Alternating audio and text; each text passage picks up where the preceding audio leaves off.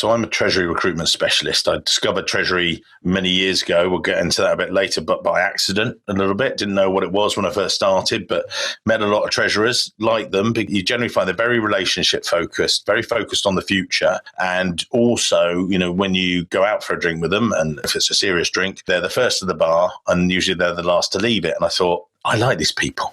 These are very outgoing and insightful, accounting and finance guys and things like that.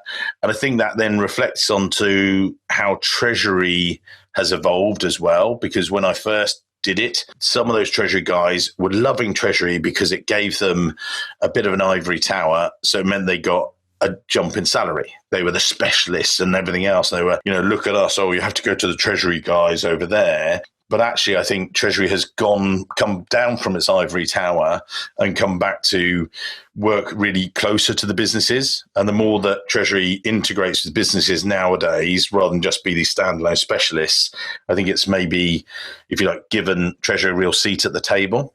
And it's becoming more of a natural career choice. Treasury, by its very nature, is a global skill. So a treasurer working in London, a treasurer working in Frankfurt, a treasurer working in the US is constantly looking outward, if you like, and they're looking around their team and they're looking around their country, and then the specific part of their role is, by their very nature, an international job. Now, there might be major markets. If you're based in New York, your major markets might be across the US, but you might have 10, 15, 20% of your job focused on the international stuff, maybe.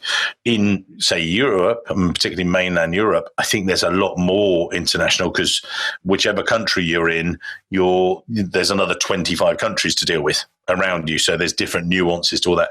Treasury, by its very nature, is an international business and an international skill. You're dealing with different countries day in, day out.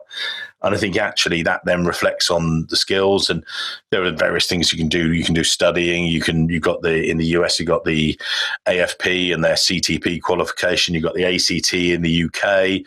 You've got various European qualifications coming up now. And I certainly think that helps with the skills market. But again, when I talk to people, and when I'm recruiting people, they're not just saying, do they have CTP? Yes or no? Do they have this? It's more a sort of a blended skill set. In the past, I would have a treasurer and I would say, where do you want to work? And they might be based in the home counties of London, in and around London. They say, well, ideally, I'd like to work in London, or I'd like to work M3, M4 corridor or something like that. Or I'd speak to one of my international clients and they'd be based, for instance, we have a couple of clients at the moment, they're based in Belgium. They spend 2 days a week in Brussels. They spend 3 days a week in Luxembourg. 15 years ago, that didn't happen. People were saying, well, yeah, I'd rather travel an hour and a half, 2 hours on the train each way, so 4 hours travel. Now, people would actually rather hop on the plane and go over, work for a week. So say there's a couple of clients I've got who are based in the UK. They say it's actually quicker, Mike, rather than me go to London, for me to go to Luxembourg. I actually get on the plane, I'm off the plane, 45 minutes, I'm in my office, 5 minutes later, I'm there for the week, and then I come back.